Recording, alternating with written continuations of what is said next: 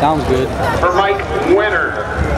It's going to bring up our next puller, Kyle Mazel out of Defiance, Ohio, in a 1972 Chevy C20.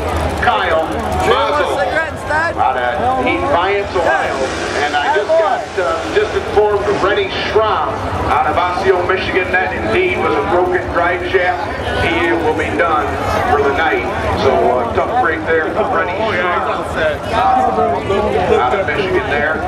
Come down here from Michigan and unfortunately broken drive shaft. But here we go with Kyle Mazel out of Defiance, Ohio. He's sitting on the line. He's got the chain tight and waiting for the green flag here at the Henry County Fair.